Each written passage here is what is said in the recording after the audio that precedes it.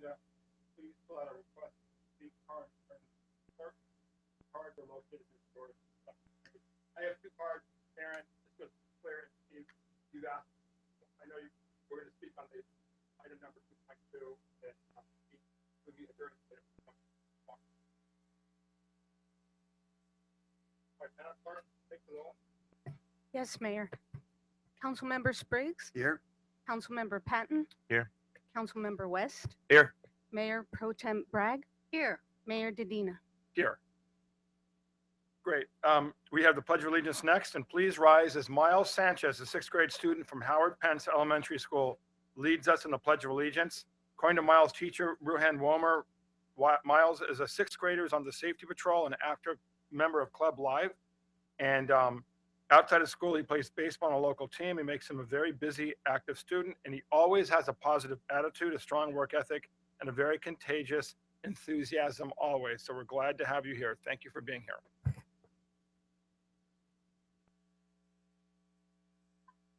Allegiance to the flag of the United States of America, and to the republic for which it stands, one nation, under God, indivisible, with liberty and justice for all. Thank you, Miles.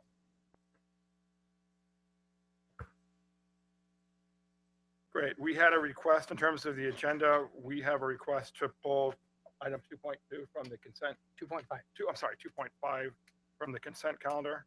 Do we need a motion for that, or? Okay. Second. Please vote. Thank you, Miles. And Mayor, at your discretion, we could hear that right after the passage of the consent rather than at the end of the meeting. Good. Okay. Motion carried unanimously. And now we have council announcements, starting with Councilmember Spriggs. Just a continuation of one big item that's, and that has to do with what's going on with regard to ourselves and the other cities that are party to the larger metropolitan wastewater community. And we are continuing to work with the city of San Diego, who is 2/3 of the whole metropolitan sewer system. And we in Chula Vista and the other 15 or so cities are the other 1/3. But the city is tremendously expanding the capital expenditures, and there will be related operating expenditures for their system. And I have been asking some very tough questions that sometimes aren't that appreciated of the city of San Diego to explain how they're allocating the costs between their own city of San Diego costs and the 15 or 16 participating agencies, and specifically what is for pure water, which to me is water, and the water ratepayers ought to pay for it, and what is wastewater, which is a whole separate category of ratepayers for that, who shouldn't be paying for water and not getting the revenue from the water. So just want to let you know that's going on. It's a serious ongoing discussion, and if somebody badmouths me about these conversations in the public arena of the Metro JPA, you'll know that I'm really working for you and for us as ratepayers to try to make sure that we don't have to pay for costs that we're not responsible for legally. Thanks. Don't worry, we won't badmouth you. We're thankful. We're thankful for your work on that. Right. Won't do it. Sorry, Mr. Patton. Yeah, not to your face. Oh, Sorry. I just wanted to add one thing. I'm sorry. Really? I get that. Go ahead. And I know there are other council members who want to say something about this as well. But we had an open house where all the city departments, opened up what their plans are, their books, etc., including our city budget. And I, for one, was very glad to see a lot of community members there. And I think we should really continue and expand on these open houses and do them at least once a year. And the hot dogs were absolutely fabulous. Thank you. Thanks. Yes, with Camp Surf, congrats. They did a great job. Yeah, that was pretty much what I was going to say. Thanks. Stolen. Yeah, yeah. One more thing. That's Right, one more thing. Whoever sits Um, here. But I was really happy to see the Humane Society, who really hustled to get there and make a presence, because the Humane Society is going to be taking over our animal control 7 days a week, and they seem like they're really on top of it. So I was really happy to see them, and as well as all the city departments in Imperial Beach and people walking around and just checking us out and asking questions in a very light atmosphere. And I thought it was a home run. Thank you. Great, thank you. Mr. West? Oh, yeah. Don't worry, though. Aaron won't do that to you. No, I agree. It was a great evening. A lot of things happened in the past couple of weeks. So Earth Day was held in Imperial Beach, and we had a great turnout. 3 events. We had a major cleanup with I Love It Clean San Diego and Camp Surf, which Camp Surf did a great job. And then we had an invasive plant removal where I got totally destroyed by the estuary as they made me dig for 2 hours. And yeah, and then I would say that same day they had the South by Clean Water Moment had a letter writing ceremony, which was excellent as well. But some things that are coming on in the upcoming time is Bike to Work Day tomorrow. Don't forget, if you're going to work, get on your bike, ride, right? And then we also have tomorrow night is the marijuana outreach that we're going to be holding. Mr. Dush, thank you for putting that together, and that'll be tomorrow from 6 to 8 in the community room right behind City Hall. And then we have the IB Women's Club luncheon is this weekend. Hope everyone can make it out. And one thing I would like to talk about is this is a big thing that's coming up. This is the Border to Bayshore Bikeway, and this is on May 25th from 6 to 8. This is a great leg that they're trying to put from the border to link up with our Bayshore Bikeway, and I think it's a great event, and I highly recommend people come out here because we're really looking for input. And so that's 6 to 8 at Southwestern High School, and that's 1685 Hollister Street. And Memorial Day is right around the corner. 5:30 to 8 is a Truman ceremony at Rosecrans. I think it's where they lay rose at each one of the fallen soldiers. It's quite moving. And then our memorial ceremony from 10 to 12. Here in IB. Here in Veterans IB, Park, at right. Veterans Okay. Park. 10 o'clock. And then last thing, Global Wellness Day. Put it on your calendar. It's June 10th, 10 to 2. That's it. Great, thank you. Councilmember Bragg? I have nothing. No, I'm kidding.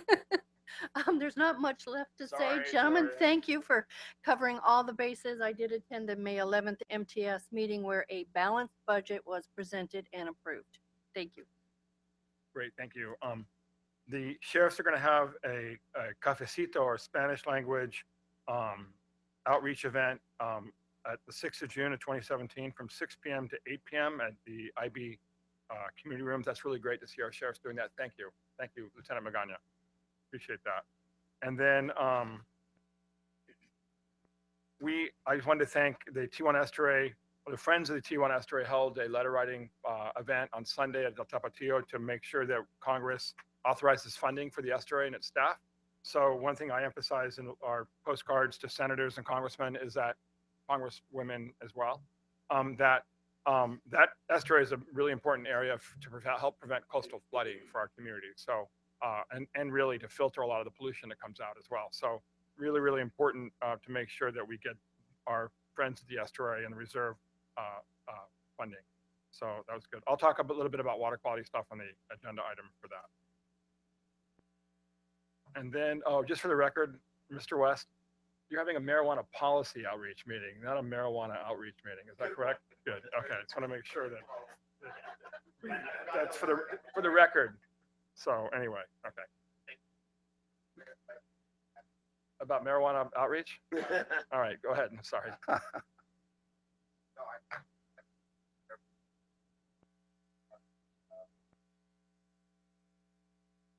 I forgot to mention you were there. So, yeah, and Mark West. Thank you.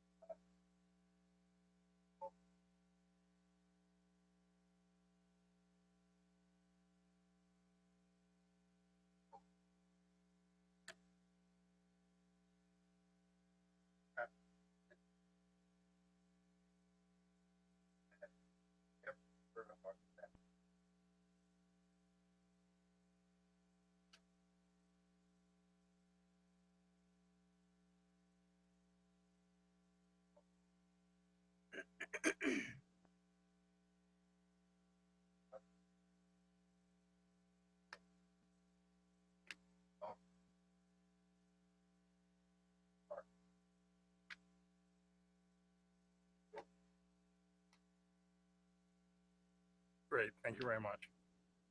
And now we have presentations. No public comments, is that correct? Right, Nope. okay. Do you have any? I was just going to say, thank you guys for the idea of the open house. I think that that's gone well. And we want to make sure that the residents know they can still submit comments if they have comments or questions about the budget. Right now, we probably would look at adopting it on June 7th on your agenda. So there's still time if you have comments or suggestions. And we also have an item on tonight's agenda to talk about the budget. So we've tried to reach out the best we can. It's really important. These guys really take how they spend your money very seriously, and they've done a really good job. So just want to make sure people know that wasn't the end of it. You can still make comments. And then, we have a new lieutenant at our sheriff's office who I don't think has formally presented himself to the council. Did I miss that? Or I think you're right. I don't see it. would you like to come up during the public comment and say hello and just introduce yourself to our council? Right. Not to put you on the spot, but you're in law enforcement. You put on the spot 24 hours a day, 7 days a week. So Not that you're not. Good evening. My name is Fred Magana.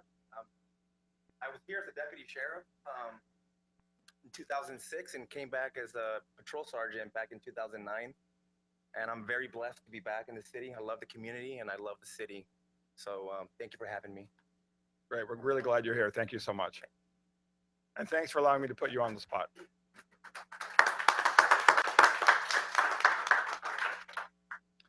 And now we have presentations, 1.1 to 1.3. And the first one is a presentation of proclamation and recognition of National Public Works Week. And I will read that and then present the proclamation to Public Works Director Levine, Assistant Public Works Director Helmer, and Civil Engineer Larios.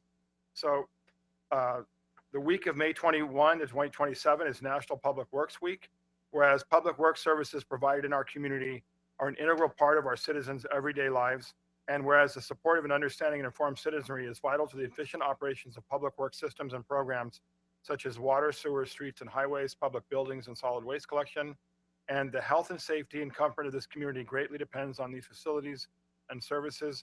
And whereas the quality and effectiveness of these facilities, as well as their planning, design, and construction, are vitally dependent upon efforts and skills of public works officials. And whereas the efficiency of the qualified and dedicated personnel who staff public works departments is materially influenced by the people's attitude and understandings of the importance of the work they perform. Now, therefore, be it resolved that I, Serge Dedina, Mayor of the City of Imperial Beach, together with the City Council, do hereby proclaim the week of May 21 to May 27 is National Public Works Week. Do you guys want to come up and get the proclamation? And we have a great public works team. They're always, you can see them always buried underground, fixing our sewer system. So I want to thank you guys for all the work you do.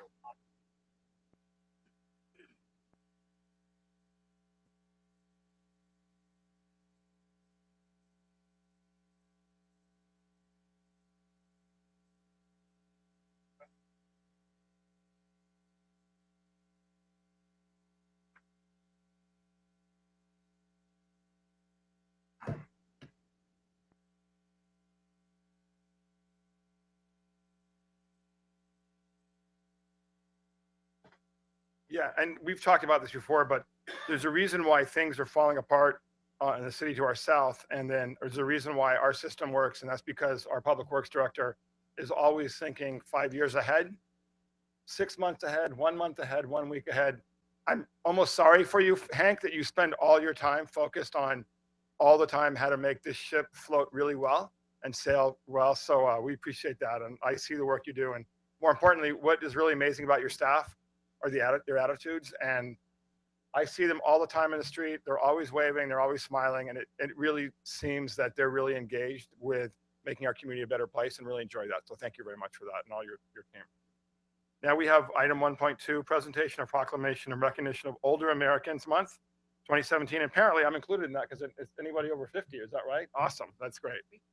I know Mr. West is really happy that, yeah, all right. And Mayor Pro Tem Bragg will present the proclamation to the members of the Imperial Beach Senior Center Club. And thank you so much for bringing this to our attention as well. You're welcome. I would ask, and I'm not going to ask anybody's age, but I'm going to ask everybody who's the age of 50 and above to please stand up and be recognized. Anybody 50 and above? Yeah. Is And we're not going to check your driver's license, but you know, it is the honor system. So in recognition of all of you, May is Older Americans Month, and Imperial Beach includes older Americans who richly contribute to our community. We acknowledge that what it means to age has changed for the better, and Imperial Beach is committed to supporting older adults as they take charge of their health, explore new opportunities and activities, and focus on independence. And whereas the City of Imperial Beach can provide opportunities to enrich the lives of individuals of all ages by involving older adults in the redefinition of aging in our community, promoting home and community-based services that support independent living, and encouraging other older adults to speak up for themselves and others, and providing opportunities for older adults to share their experiences, which is extremely important. Now, therefore, be it resolved that I, Mayor Pro Tem Lori Bragg, together with the City Council, do hereby proclaim May is the month to acknowledge older Americans and the people who serve them as influential and vital parts of our community.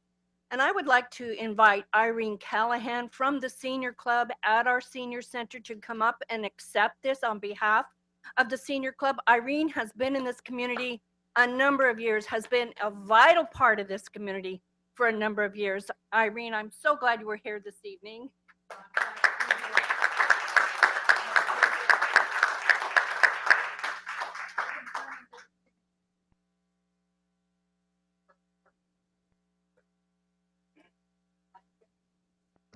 Still going on, and I'm hoping I can continue to go as long as I'm here. I'm 92 years old, and but my mom lived to be 3 months, 1 day under 105. So I think I'm going to be here a little bit longer and watch all you people.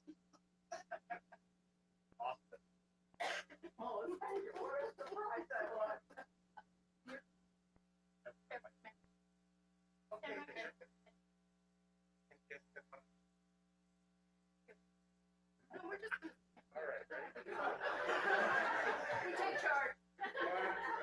1, 2, 3, here we go.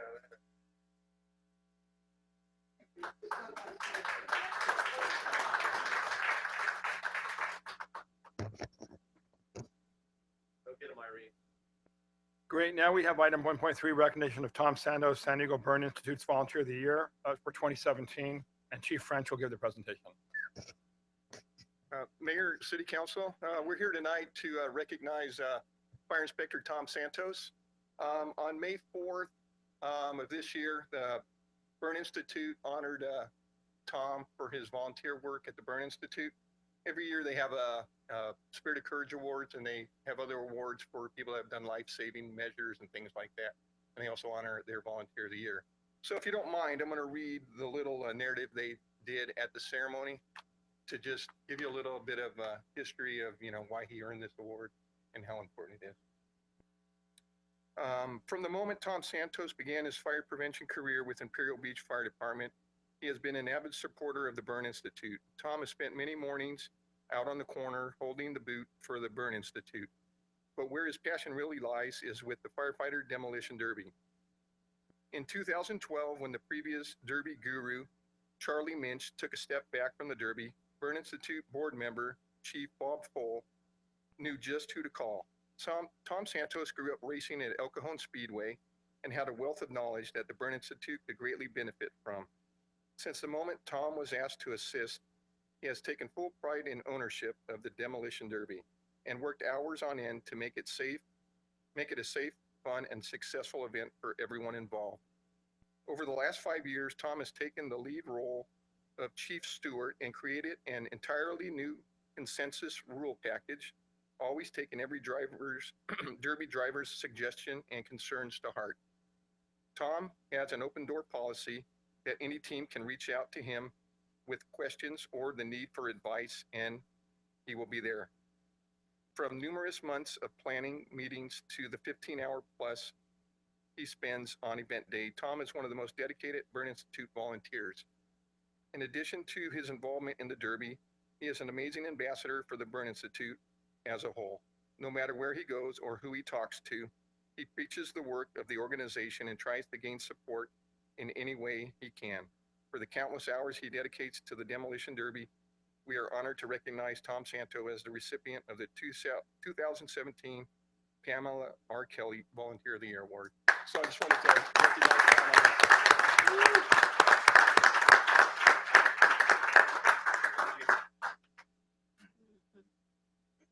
Questions, concerns, comments, bad jokes? No, thank you very much for your time, Mayor, Council, and City staff. The Burn Institute really is my passion. I had to find a way to be able to contribute to the organization in a manner that worked best for me. I'm not a paramedic.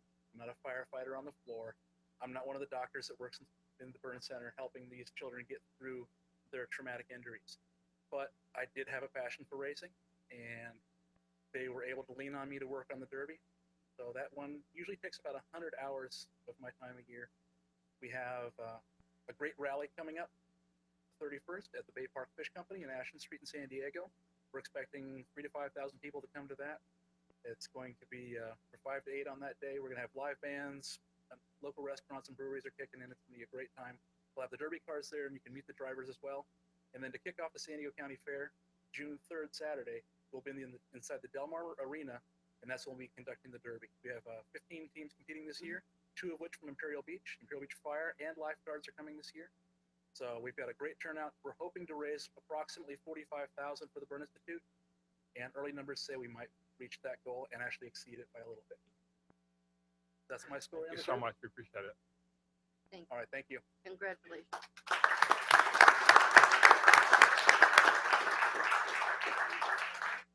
Great. Now we have consent calendar items 2.1 to 2.4, and then 2.5 to 2.7. No, 2.6, 2.8, sorry. Second. Right. Please vote.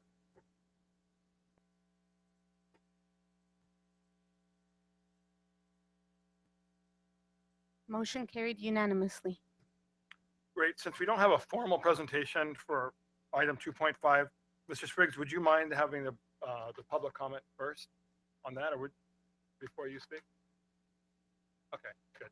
We have Baron Partlow, and you have 3 minutes. Aaron Partlow, 1868 Capella Street, San Diego, California, 92154. Mayor, City Council, City staff. I know Mr. Spriggs can appreciate this, what I'm about to say, as these tough issues are addressed. And we don't always get the agreement that we seek, but we can agree to disagree. This is the part everybody leaves out without being disagreeable. We've learned that there is funding to be presented to the country of Mexico to fix their infrastructure in their sewage system. And everybody that I've talked to, and I mean everybody, feels that we should not reward Mexico for dropping dirty bombs on us, for endangering our children, for denying us our beach and our national treasure of the National Wildlife Reserve at the Tijuana Estuary. How dare any elected public official in the United States of America put their Mexican interests before the defense of the people of the United States of America first? Not only are our children and our people getting sick and our wildlife being killed, now our frontline defense and the Border Patrol securing our border are now falling sick and may become gravely ill, as you well know, as I escorted you into Goat Canyon with Border Patrol escort. I know Mr. Spriggs can appreciate this, and I've been saying it all along, and I'm finally hearing it in political circles that 1 gallon is too much, and I would like to hear that 1 penny is too much to give to Mexico. The platform for that is, if we've done this in the past, And it is not going to work now because the same kind of thinking that it created this problem in the past, the funding to Mexico has not worked. It's only gotten worse. To think that it's going to work now is basically, as we, the citizens, have been discussing it, is insanity. Expecting a different result, trying to do the same thing. 1 gallon of sewage is too much. We want clean water now, and 1 penny is too much to the Mexican infrastructure. They're holding us hostage and extorting us. And this is an environmental and biological attack on our country, denying us in a preparation for their battlefield of denying us a border wall and immigration policies of the president when nobody's talking about their Guatemalan border and the wall that puts the Berlin Wall to shame, which Mexico built. Nobody's discussing that. So that's what we're talking about right now, Mr. Mayor, City Council, City staff. Thank you very much. Great, thank you. Mr. Amok?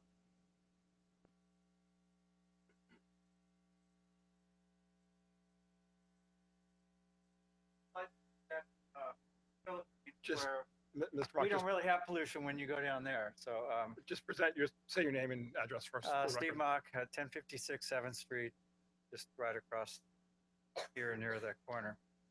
Anyway, I've served here for 25 years. We're homeowners. My wife and I are both retired school teachers in Escondido and Carlsbad. That's where I taught. And since I got back from the Philippines April 4th, I've learned more about I even read about the sewage spill over in the Philippines via the internet and Google. So I was very concerned. My wife told me I could see the satellite photos of all the sludge. So I started driving down to Hollister, to Monument, to drive as far as I could to look at everything, try to figure out where the canyons, where is it coming through. And somebody told me, well, you can drive those roads all the way to the border field monument. So I start doing it, and in a mile and a half, I had 2 border patrol guys stop me, and they asked me, what are you doing here? Well, I'm interested in the sewage contamination. I'd like to drive over there. Well, you can't do that. But they gave me a name of a supervisor, Sean Giesler, who I have his number for you if you're interested. And I called him Tuesday, and he said, no, you can't get permission to drive. I will drive you. So he met me at the Goat Gate this morning, and we took an hour-and-a-half tour of every road that the Border Patrol travels. He's in charge of 300 Border Patrol agents and all the people that clean that area, all the way from the international border, crossing the bridge, all the way to the border. And he told me every nook and cranny where sewage comes through, how we clean it, not that they clean it. They don't clean anything hardly. And he told me we stopped by to say hello to some heroin addicts under the bridge where they always hang out. And we drove along a fence that cars always crash over and fall over into Mexico, and scalps and pieces of stuff that's laid on the fence. And he's in charge of fixing all those fences. But I think this was an excellent, up to then, I thought this was an excellent report. That the April report was very informative, which one of the secretaries gave me. Very enlightening, but after this morning's tour by Supervisor Giesler, I realized that it's not all inclusive. There's a lot of things missing. There's a lot of pieces missing in the puzzle. And if he would take me out of the blue Monday night to tour me, Tuesday night to tour me this morning, he might take someone other interested citizen or member of the city council to take you over there and give you a personal tour and give you he's got over 2 decades work in that area. And it was very informative. I plan to go back, not illegally. I'll probably call him numerous times in the next couple months. And I'm looking forward to see that we come up with some good solutions. He's not sure there's any solution. There is solutions. We're doing good things. He showed me new collecting tanks that we're going to put in, how they're expanding our new sewage plant on our side of the border. But Mexico is the problem. It's nice that we're giving them money. At least they'll talk to us, which is good. But we need to solve the problem, and we need to be more aware of the problem. The little insert in Spanish that I read, since I'm fluent in Spanish also, was informative. But there's a lot of things missing. I'll give you Sean's number if you're interested in visiting sometime. Thank you very much. Thank you. Mr. Sprigg? Thank you, and I'd appreciate getting that number from you. If you might leave it with our city clerk, that would be great. The International Boundary and Water Commission Citizens Forum is meeting on the 1st at the usual place over at the Estuary Meeting Room. That's before our next City Council meeting. And the report, as co-chair of the Citizens Forum, but no regulatory authority over what the commission does, I've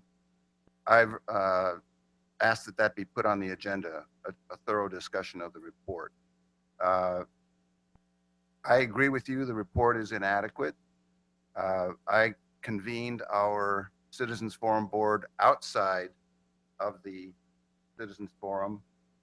This is all germane to agenda item 2.5 to discuss how to ensure that the report, when it was still being done, before it was finalized, would be thorough, honest, frank, and detailed in its recommendations, detailed in its findings of what the problems are and in its recommendations for a solution. I was assured by our commissioner, Ed Drusina, that that would be what they'd want to do.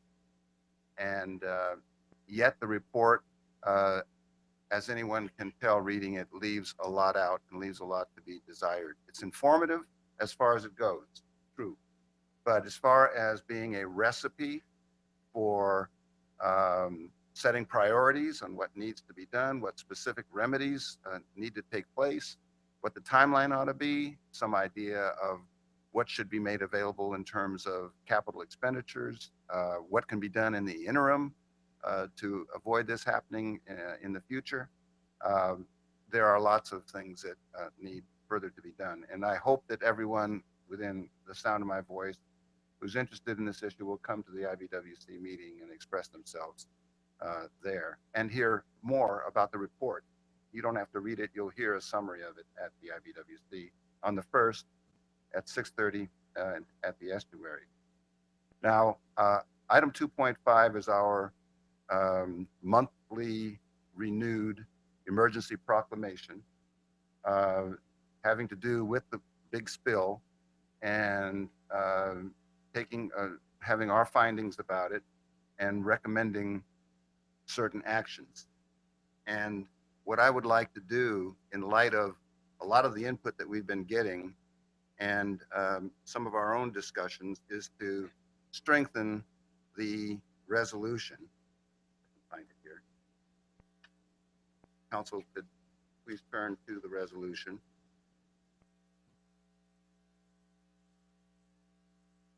Where it says, now therefore be it resolved, and their item 3 is the city manager, mayor, and council members are authorized to work with local, state, federal, and Mexican authorities to advance binational projects to improve conditions in the Tijuana River. I would like to strengthen that language with the consent of the council. Of course, we'll have to have a vote. And I would like to delete the language to advance binational projects because more than that may be necessary. And insert instead, and Mexican authorities authorized to work with local, state, federal, and Mexican authorities and to explore any and all options to improve, and then it goes on, conditions in the Tijuana River. So that we're not restricted to binational projects. They're included, obviously, in any and all options, but we're not restricted to a context that limits us to binational projects. So that's my proposal, to add, to delete the binational projects language and to add and to explore any and all options to improve conditions, blah, blah, blah. And that's what I'd like to, that's my motion.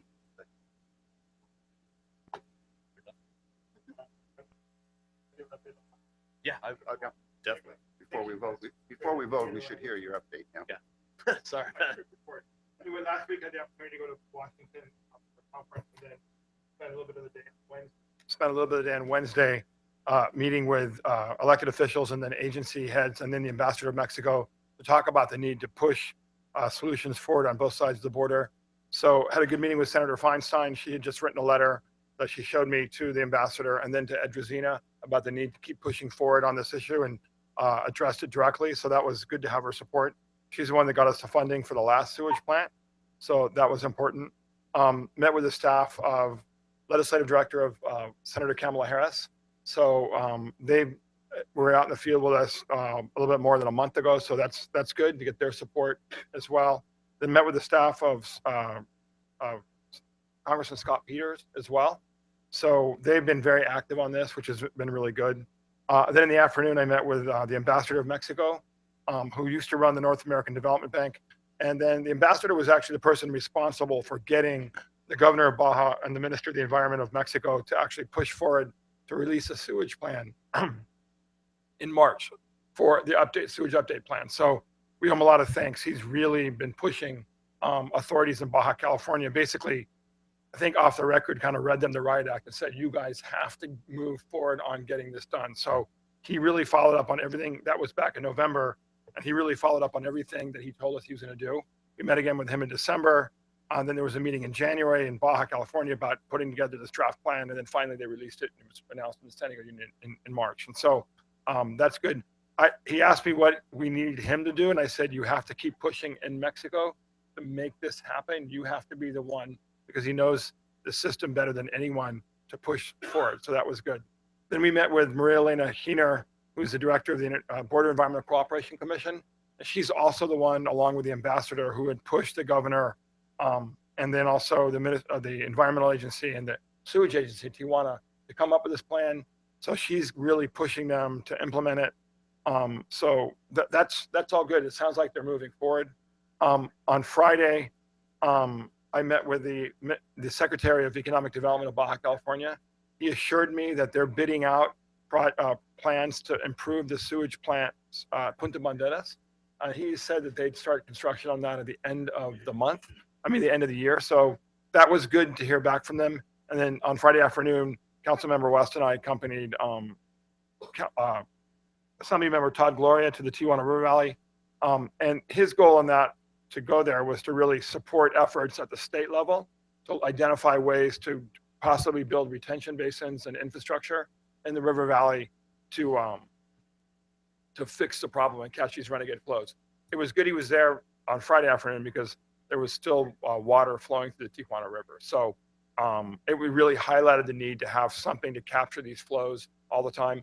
And actually, one of the first times I was ever down in the river basin was with Captain Stabenow, and we were with the old public Department of Environmental Health person, Clay Clifton, who showed us how exactly these small renegade flows, when pump stations break down, cause beach closures in IB. This happened during the first Dempsey event, I think back in 2004, 2005 or something. So anyway, I was in Sacramento yesterday with Senator Ben Hueso.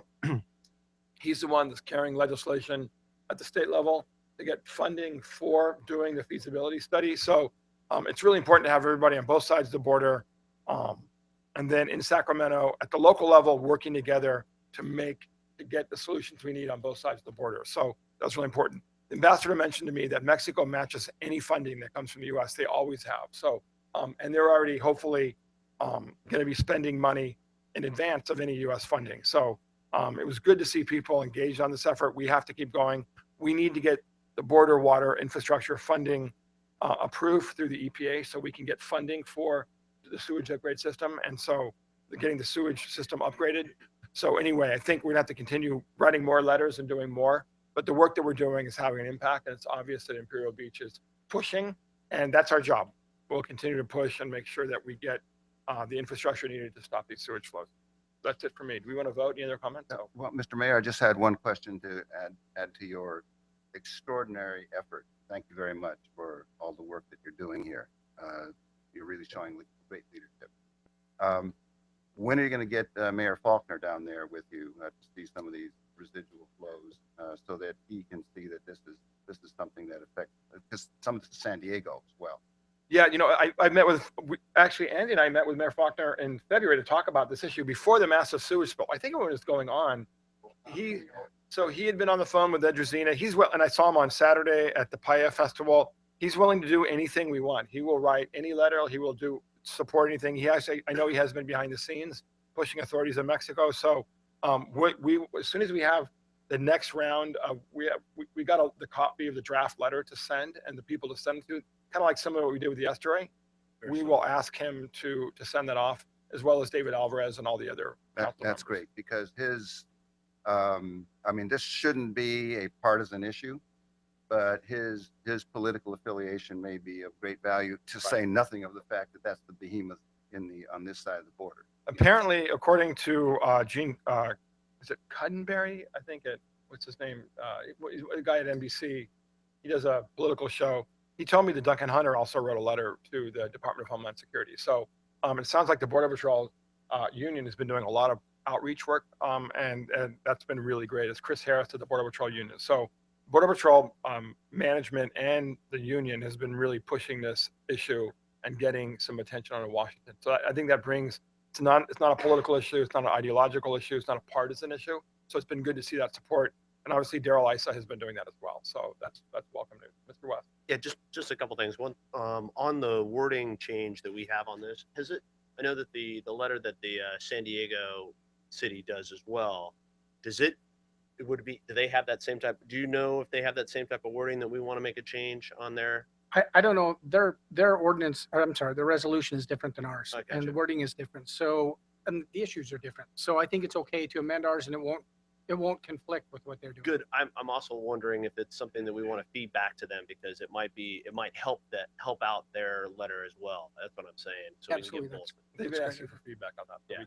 Good. And then one last thing is, Mayor, I just want to say that Mayor Faulkner I did talk to him on Saturday, and he is wanting to be part of the solution. He definitely wants to help out. Good. With that, please vote.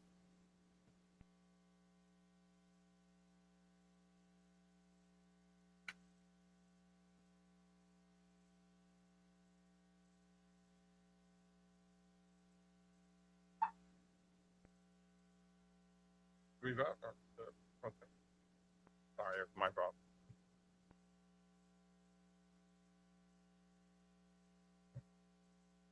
And I believe the city clerk has already made that change, and so we're making the presumption with the language as proposed by Councilman Spriggs, correct? Motion carried unanimously. Great, thank you very much. And now we have report 5.1, fiscal year 2018 and fiscal year 2019 budget workshop budget. Administrative Services Director Badley will give the report. Good evening, Mayor and Council. Tonight is our third meeting, our open meeting for the budget for fiscal year 18 and fiscal year 19. We had the open house last week. A few weeks ago, we were in a council meeting, had an opportunity to discuss it. As Andy mentioned, on June 7th, I'll be back, and hopefully by then we'll be able to adopt our budget and move on. Ironically, I have the auditors here this week, so we're closing out fiscal year 17, getting ready to open out fiscal year 18. So this is what we do here in finance. What I have before you, actually the content of the information has not changed much at all from the prior presentation. I think that's a testament to how much we have really drilled down on the information prior to even presenting it to you. So that this information is quite similar, but what I have done is presented it in a little different format. So maybe it'll ring a bell, or you'll see something. And to be honest with you, as I put these charts together, I saw a few things, and I'll share those with you as I go through. So on this chart, I'm representing our revenue on the left side in green and our expenses on the right side in red. And as you can see, we do have a balanced budget. And again, I had mentioned this earlier in our presentation that if you look at our revenue streams, this is for our operating budget. we're quite diversified. We have several different sources that are separate, kind of unique to themselves, like the Port of San Diego or property tax, vehicle license tax.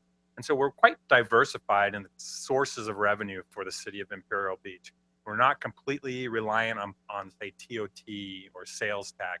And when things turn and those sources of revenue go down, you know, that's when cities can really be hurt. So it's kind of nice to see that diversity, and this chart shows that. On the right side, though, it's a little different story, and it's our expenses. Again, we are predominant, or our major expense is our sheriff's contract, followed closely by the salaries. But also, when I look at this chart, you know, it just kind of rang to me and said, of course, if you look at all these things moving from healthcare all the way to the left, those are people. You know, we're in the service business. The city of IB and any municipality is really in the service business. So you would expect to see salary-related items be the dominant expense driver. So what I wanted to do is, well, you know, kind of break this down a little bit differently and say, well, what services then does the city of Imperial Beach provide? And so at the top here are our administrative activities: city manager, human resources, the clerk. Down here is our public safety, and of course that is the dominant or the largest expense for the city. Followed again by our community development or land management, housing, code enforcement. And then lastly, and then here also is where a lot of things get done, is our public works yards, right? We have our stormwater, our park maintenance, tidelands, facility maintenance, and streets. And then lastly, our internal service funds. But again, that's really just dollars, you know. But what is it that we do? And this comes right out of the budget book. So what we have are narratives in the budget saying, well, what we do as a city, you know, the city clerk is responding to public records requests, managing contracts. There's certain meetings that we have to attend. Human resources has unions that we're negotiating with. So on and on, you know, I'm managing budgets. The attorneys are reviewing ordinances, and so these are the kind of things that we do as a city. In the public safety, there are 7 days a week now. We have animal control, law enforcement, and fire, lifeguards. They're responding to calls out in the community. Community development. Obviously, we have several developments that are being completed or underway. Building permits, inspections, code compliance, and of course, like I said, in public works, you know, they're working on the streets, repairing potholes. We have our water quality programs that we're managing, sports parks, other parks, medians, playgrounds, and tidelands. And so these are all the activities. So when we go to budget, we say, all right, you know, where in here, you know, if we're struggling to meet our budget, do we have to squeeze here or there? You know, it's really the services we need to look at. And we need to be careful that we don't squeeze too hard or lose some of these services. I'll just do a couple quick slides on revenue, expense, and fund balance. And these are a lot of numbers, but this comes right out of the budget, and this is more for the accountants out there. But we talked about general fund on the left side and our revenue, so I won't go into that any further. But we do have the other government funds. We receive money from gas tax. Our gas tax revenues have come down slightly over the past few years, but have now stabilized. This analysis or this budget does not include any new legislation that you might have heard back about in the recent days. Transnet is also money we get related to gas tax, and it's pretty flat. And then the rest of these are capital related revenues. This is grants. The 2.4 million, actually 2.1 of that is the stormwater grant that Chris Helmer has applied for and received. And then park maintenance. We receive money every time a development is, a new home is put in. And then our internal service funds, all these funds, which are really great for the city to have, the only way these funds get revenue is by charging to the general fund or charging to the sewer fund. So there's no magic here. It doesn't come from anywhere other than really within the city itself. So it's a balancing act there. The sewer fund, all its revenues are balanced based on the Karen Keys model. Okay, and we just had an agenda item a few weeks ago with regards to that revenue source. And then the successor agency, the revenues are from the recognized obligation payment schedule and is primarily for debt service. On the expense side, again, the same thing. We just talked about the general fund a minute ago. Yeah, on the revenue, Okay. On the expense side, general fund we talked a bit about, largest being public safety and employees. The other government funds on our gas tax, we spend all these funds on maintenance of our streets, 100% on the maintenance. Transnet, we spend 30% of these funds on maintenance, 70% on new construction projects. The CIP, once again, these are grants, and I mentioned that just a minute ago. Parks projects, we'll talk about the CIP parks projects in a minute. Internal service funds, you know, we have a model that says we have this many vehicles and we need to replace these vehicles over time. And so we want to, actually, right in fiscal year 18, we have a Vector truck which we're replacing. Facilities maintenance, obviously we have all our facilities. Risk management is for our workers' comp, general liability, and technology. Sewer fund, once again, this is the basis of this goes to the Karen Keys model. And we're following that for the most part. Our actual expenditures are going a little bit higher than that. But there are a couple big items there that are yet to be resolved, specifically with regards to the pure water program. So that is not yet budgeted in here. And then there are some replacement expansion issues with the sewer that are not yet in here. So those are two items that will be coming back as we get more clarity on them. And the successor agency I mentioned. The bonds, I just wanted to point out, this last project here, this last 900,000 is your 8 alley improvement project. So once that's done, these bond funds, your 2010 bond funds will be complete. Fund balance, staying with the general fund. We keep our unassigned fund balance around 40%, and we are still there throughout this. We have our economic uncertainty fund of 1.8 million, which is about 10%. So combined, we're at about 50% of general fund expenditures in reserve. The strategic capital, the decline here is based on a couple CIP projects. And again, let's look at those in just a minute. The main one being the proposed lighting project, but let's talk about that in a second. As well with the public works. Now, this is something that public safety communication fund balance, we have $275,000 left over after we purchased the RCS, the regional communication system. So that's just sitting there. I'm not sure if you want to leave it there for when we have to replace down the road the next system, or if you want to move that somewhere. I can't think of anywhere that I would recommend. I don't know if you see my mouse. On the other governments, gas tax and transit, we really don't carry a big balance there. That's just a small amount, and we kind of go through our annual allotments. And then we do have a small balance, some balance in our internal service funds. And this year, I have been able to actually increase the amount of revenue. So we have a little bit more revenue than expenditures in some of these funds, so that we're actually adding to them. Okay, I have a model that says that we should have X amount for my vehicle replacement. We're not quite there. I'd like to see us maybe over time continue to try to add a little bit more to these funds to make them even more secure. Sewer fund balance, again, those are capital projects that are, those are going to be expended. We do have the housing authority fund balance here.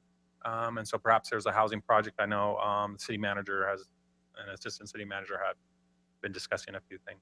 And then again, you'll see how the bond funds now are at zero after the alley project. Again, these are the capital projects. I got some direction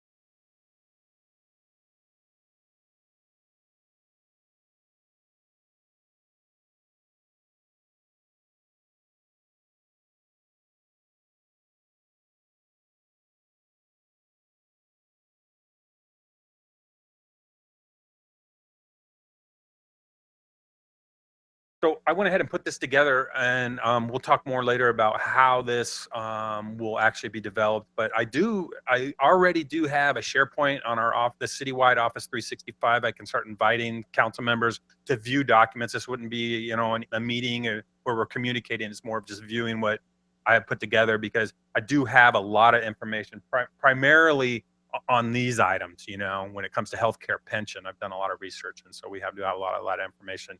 So I'll be rolling that out to all you as we move forward. But that's really all I have for you, and I'm open to any questions.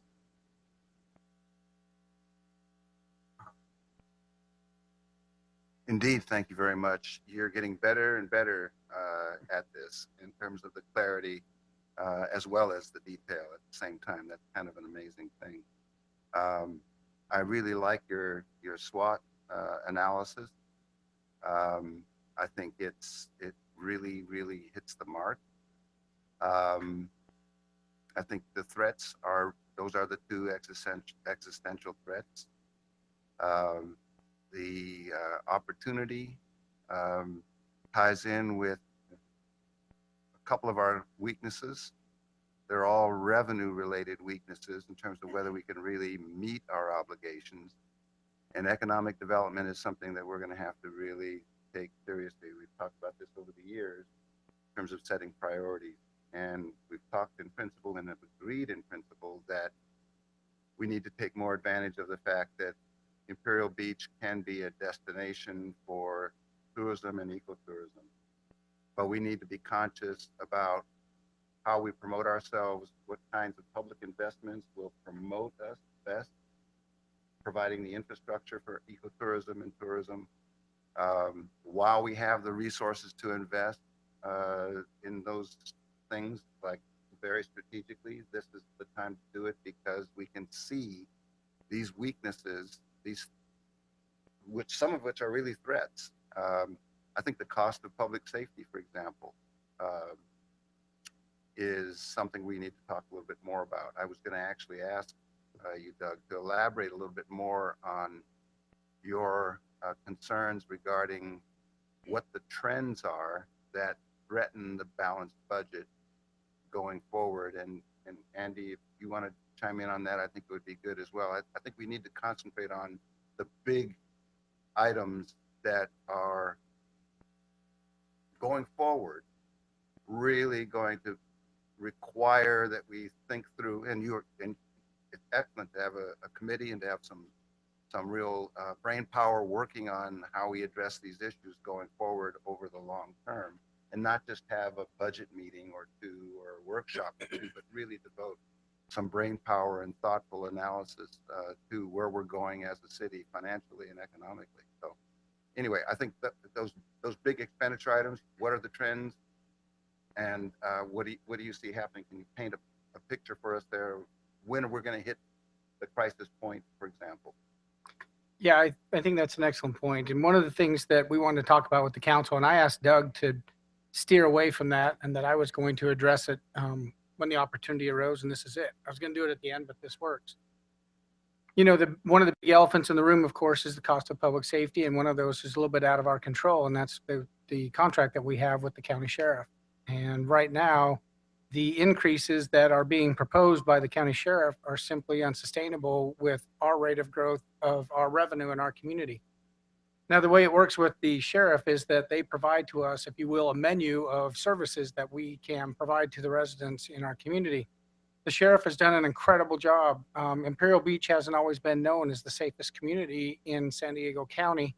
However, right now, our crime rate is by far the lowest on the beach communities in the county, and we're the third lowest crime rate in the county. Coronado beat us in the last report from San Diego.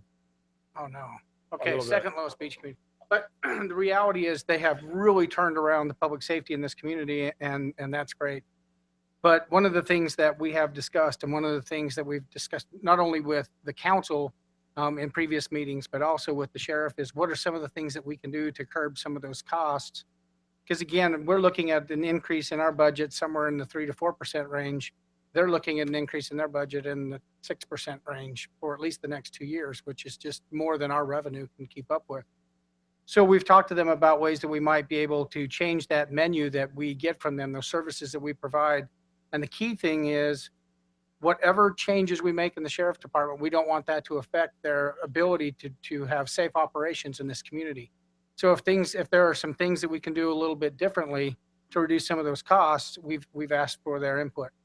Both Lieutenant Taft before he left and Lieutenant Magana now have both given us great input and advice about some of the things that we could do in the sheriff's department to reduce those costs, knowing that we simply can't keep up with those. I think if you go to a screen a couple down the go forward a couple slides, Doug. I think that one shows. You know, it's very difficult to keep up with that one gray line right now in a small community. And so we've talked with them. We have talked about maybe changing the personnel in the sheriff's department. We do believe that by June 7th, when we present the budget to the city council, there will be a reduction in the cost that we are projecting for the sheriff's contract. And we'll have very detailed analysis of that and let you know exactly what those positions would be and what that would mean to the feet on the ground and the service provided by the sheriff's department. But no doubt that that's a concern for us, and we're watching it very closely. Then again, public safety, we'll make sure not to put anybody in harm's way, unduly put anyone in harm's way. We're not in that position in our budget. We are in a budgetary position to keep our residents safe, and we'll do that for sure. Just one last question. The other item that's a little more subtle here is CalPERS and the pension fund obligation, and they're changing their rate of interest, so to speak, that they are basing their revenues on in order to pay pensions, et cetera. They're lowering it, which means the contributions have to go up from all the cities that are part of CalPERS. Could you talk a little bit about what the quantity of that is and how that's potentially affecting our budget as well? I understand that's another big threat as far as the budget's concerned. Yeah, so even before they lowered the discount rate, they had come at us a couple years back and said, you know, we changed the assumptions in terms of life expectancies and whatnot. And the net effect of that was it increased per year about $75,000, $80,000 more we had to contribute to our retirement program. And what they've done is they kind of ramp it up. So they'll go 80,000, and then the next year it's 80 more thousand and 80 more thousand, and then they'll let it level off. They've done the same with this discount rate. So now rather than 80,000, it's more about like 130,000, 140,000. So each year. And so we've programmed that in over these next 2 years, those each incremental increases. We can get by, you know, we're making it. You know, we bring in about an extra $700,000 a year more revenue than the year before. Well, the pension's going to eat up a portion of that, right? About 130. Sheriffs went up 400,000 this last year. So that's where we kind of want to contain that a little bit. Our salaries go up a little bit, you know, not as much, but you can see how that 700 gets eaten up, but not to the point where I can't sleep at night. So, you know, we're there. It's a challenge, you know, it's a challenge. But I think given what I know right now and what I'm kind of expecting with that next 0.5%, we can make that happen. I'm hopeful that maybe down the road there'll be some legislative changes that might ease that for us. But I'm not counting on it. You know, I think we can weather this storm and we'll get through it. Very much. Great presentation. Always getting better. So 3 things I want to talk about. Well, I'll start with the sheriff without going into big detail. You talked about all these expenses are service people providing services, right? But we look at who are they providing services to? All of our citizens. And so we have to really think about that when we're making cuts for on public safety. I think everybody up here, public safety is our top priority. It's definitely mine. And, you know, there's no doubt about that. I think then you mentioned also careful not to squeeze too hard. If you start squeezing public safety, where do we stop? And do we go to the next division, the next division? So for me, I think we all need to be very careful because we're at a great point in our city and we're only getting better. And if we start cutting public safety, and then we start, not only are we in the news right now because of our waters, it'd be sad to be in the news because of our public safety not having enough. And so that's important to me, and I think we should all think about that. Then the next thing I want to talk about is if you go to your SWOT analysis, I really like that.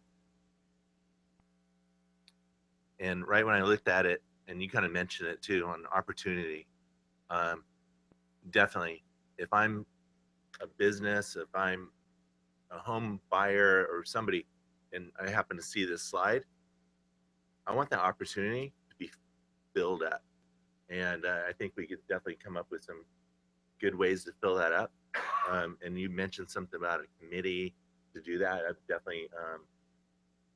would definitely volunteer to be on that committee as well. I think that's a great idea. We could fill that up and make that SWOT slide really shine and outweigh the weaknesses and the threats. And then finally, on the public safety radio communications,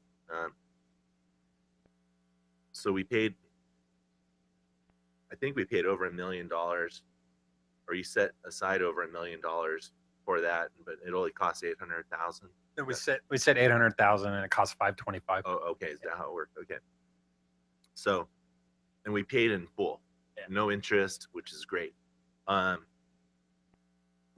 much money did we have at the beginning in that fund before we added to it to pay in full? Did we have anything, or we just pulled it from general No, fund? when I first got here, when I first got here, I think we had a couple 100,000 in that fund. And then we had moved some funds over because we were expecting this bill. Andy, and you have a little more history here. Yeah, the biggest contribution we had to that was a loan repayment from the state to our redevelopment agency that came to us, and we put that in that fund. So, and that probably won't come up again for another maybe 10 years. However, public safety, there's nobody has an answer right now. Nobody has an answer because we don't know. But definitely at least 5 years. I mean, we pay that much money. Hopefully it lasts 5 years, right? Yeah.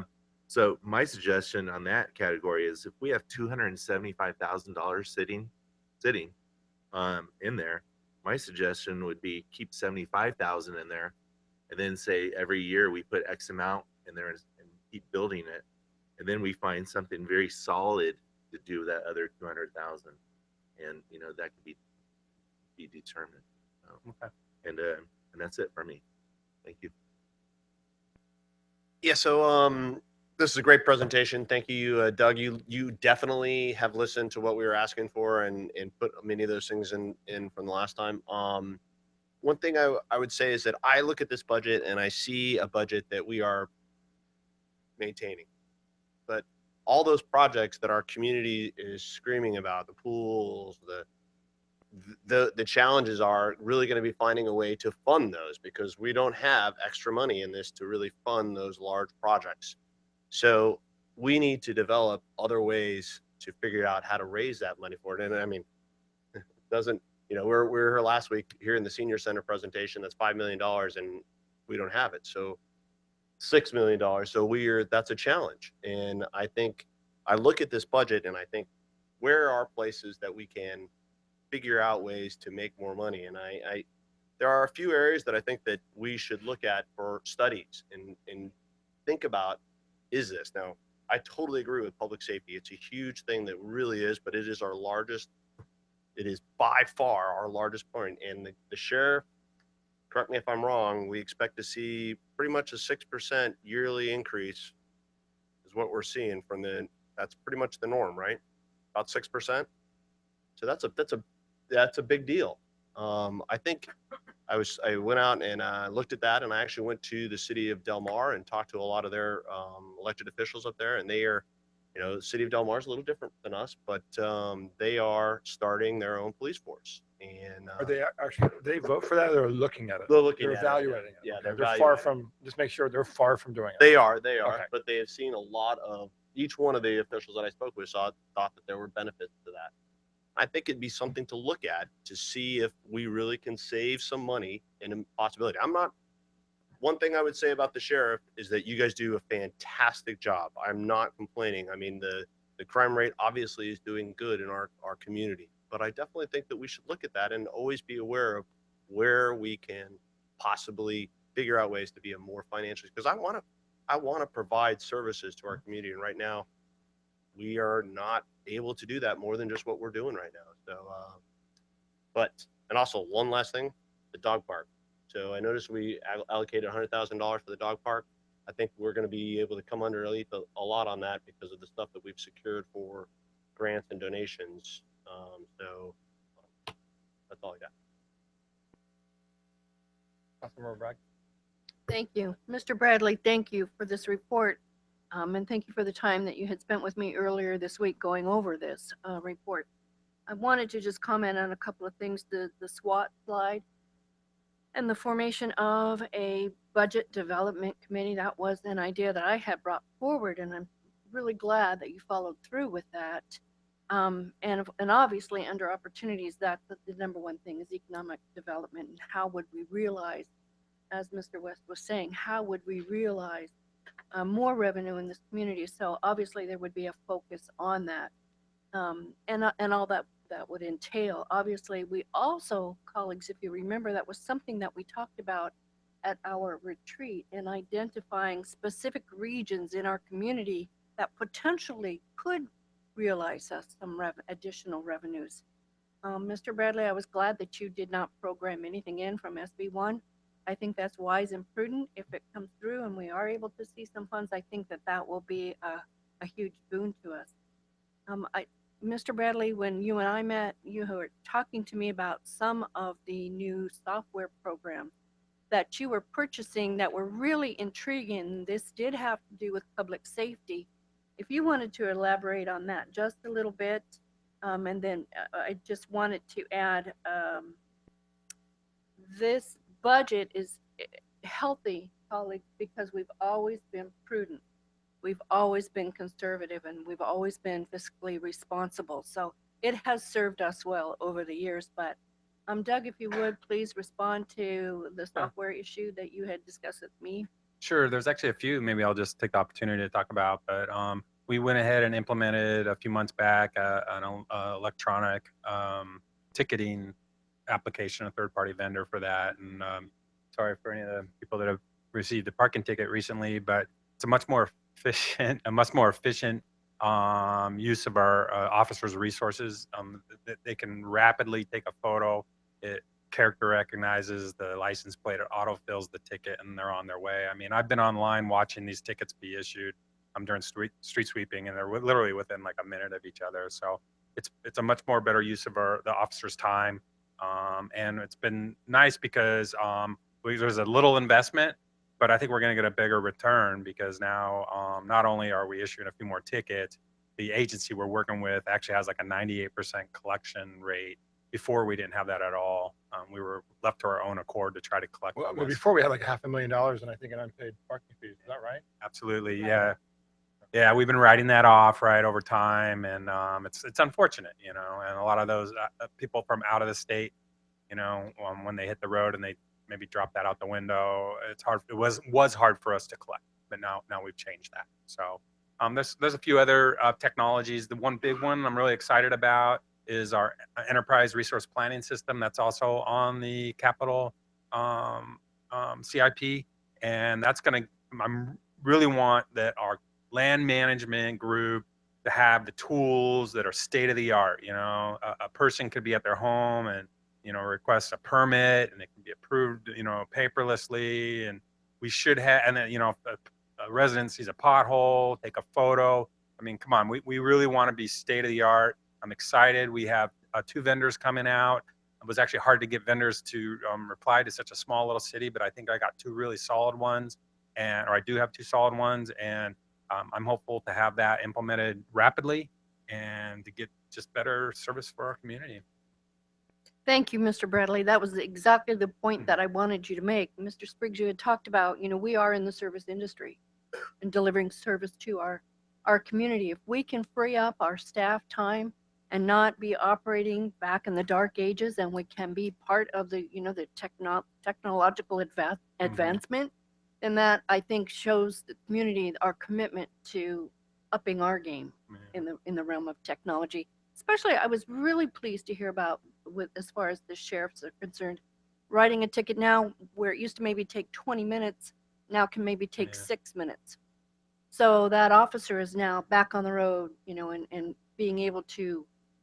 Yeah, Go I'm ahead, did you sorry. want to say Enhance public safety as well, because once they that they take a photo of that, or they enter that license plate or take the photo, it's automatically bouncing off of databases that say whether or not there's a warrant associated with that vehicle, and so it's public safety as well. Thank you very much. Mr. Patton, you had an additional comment? This is for the ticket writing machines. I think we voted on that a few years ago. And at the time we voted on that, I think you were, or who, they were going to come back and let us know the ratio of tickets compared to, say, prior 6 months. That this isn't a tool that we're going to say we're collecting revenue and we're going to get as much revenue as possible. And I want to make that real clear. Right. Like nickel and diming our citizens, we're not going to do that. And I'll make sure we're not doing that. And it's the community service officers and,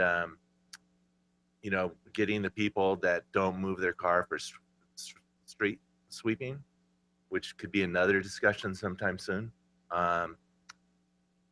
Just want to make sure that maybe in 6 months we come back and find out where we were 6 months ago compared to now. And is that possible? Yeah, absolutely. Okay, thank you. Thank you, Mr. Patton. That was actually something I was going to raise because I was concerned on the FY18 and FY19 citywide revenue, the fine section. We went from, I'm reading this correctly, FY16 189,000 to projected 321,000. So it could be possible we get a breakdown on those fines at some point. I'm really concerned in the post-Ferguson effort. This city definitely had a policy of targeting residents with code enforcement, with especially our low-income residents. And I think this council realized, ignoring some of the more higher income residents or absentee landlords, et cetera. I think we've changed that, but I want to make sure that in our blue collar community we're not targeting our residents and extracting money from them to pay for city fees. That's something I'm very concerned about. So I'm glad we're recovering our parking tickets, but I'm going to make sure that we don't see fines as a way to pay for city services. So maybe we can just get more of a breakdown on that in the future. It's in the budget, yeah. It's in the printout of the budget. Okay, good. Okay. That'd be awesome. But I think that's something we all recognize is really important. And can you go back to just the beginning, the income and revenue side? Because you're right, Mr. West, all of us are right. And, and by the way, this is brilliant. It's so much easier to follow. It's really, really a model for just presenting really complicated information. The three main sources of revenue for cities are sales tax, hotel tax, and property taxes. And our property taxes are doing pretty good. Coronado, we have a 600, so TOT 675,000.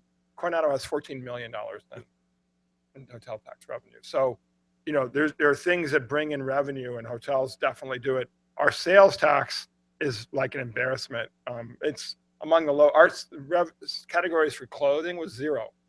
So we're just being killed on that. So we're lucky the port gives us 4.6 a year, but we're really lucky on that, and that might not be forever. So it's really incumbent upon us, you're right, to be more strategic in how we evaluate looking at funding. The thing that really kills me is the community program side, 116,000. That kills me because ultimately that should be a significant portion of our budget. I think all of us agree on that, or maybe we don't. But the investing that money back into community programs and investing in our future is really important to me. And so that's where I see this opportunity for identifying funding sources so we can actually do that.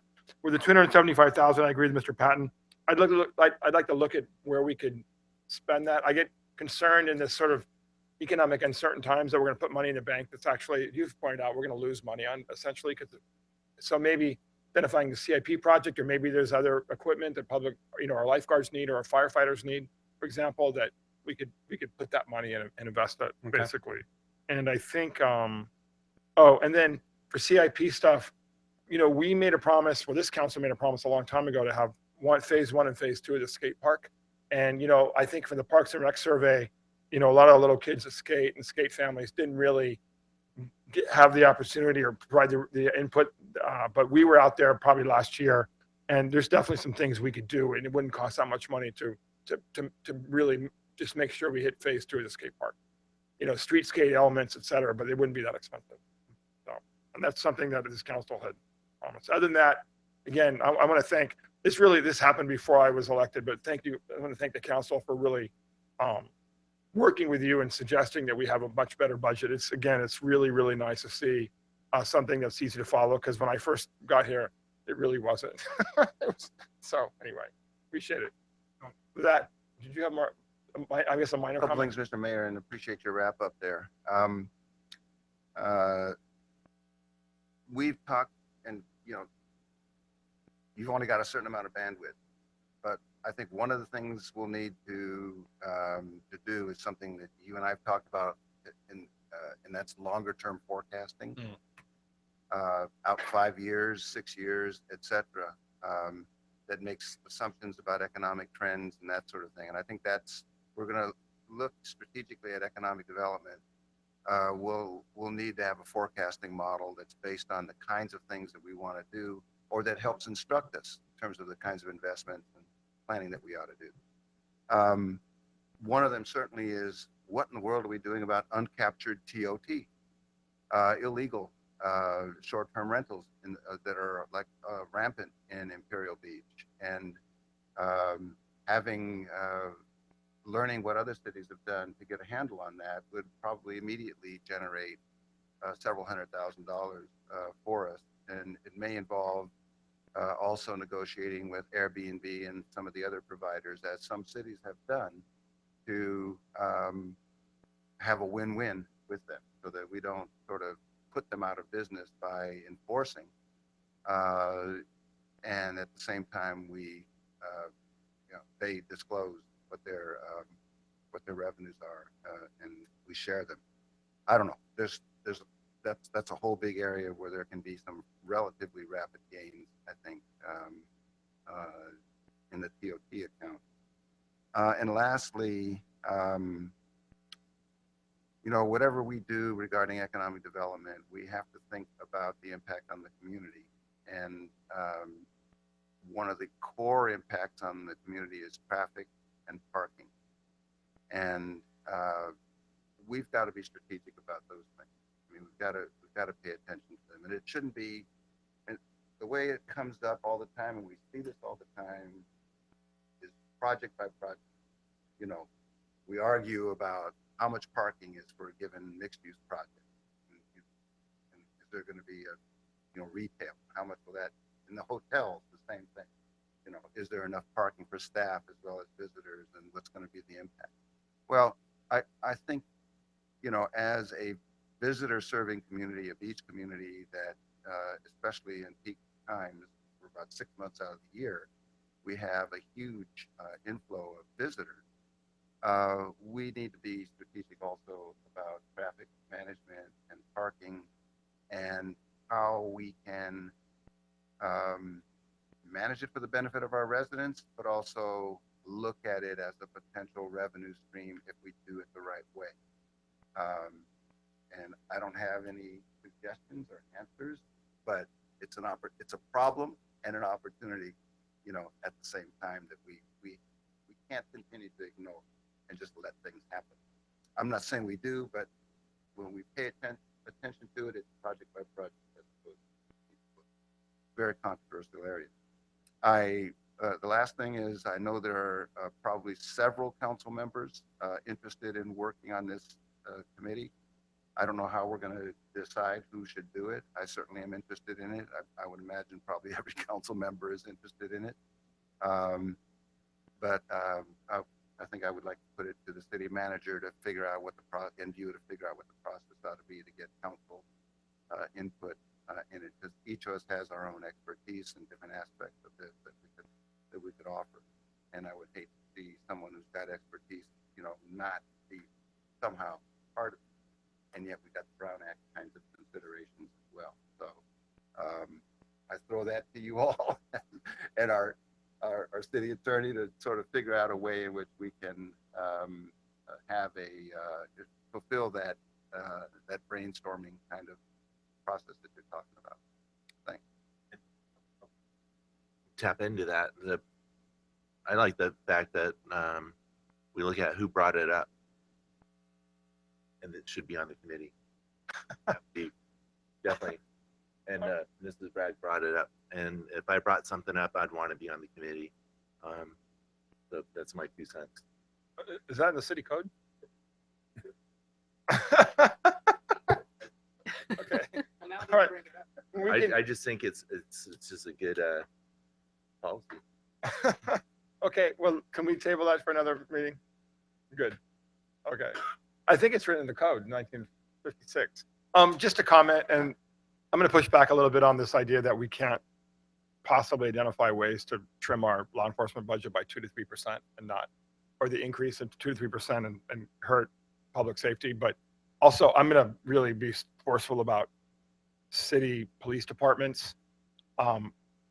We're lucky we have the sheriffs and the added value. I think the very wealthy residents of Del Mar are living in a fantasy world. They have a very low crime rate, and you'd think they live in East Los Angeles. And the reality, it would take one officer shooting under a police department that would absolutely bankrupt our city forever. And so one thing that happens with the sheriffs, they're liable for that kind of stuff. And so we're very, very lucky that we have a very professional sheriff's department that's realized with the way their strategy that what happened in Ferguson, they don't do here because they know it doesn't actually reduce crime. So I'm just going to push back on that. I've had conversations with the Del Mar council members and just I'm not in agreement with that. So anyway, but that's for another time. Anyway, thank you. Okay, we don't have to take any action on this, so we just want to thank you. Good. With that, I am going to adjourn the regular meeting and then going to hit the gavel on the sounding block and call the closed session meeting to order and adjourn to closed session.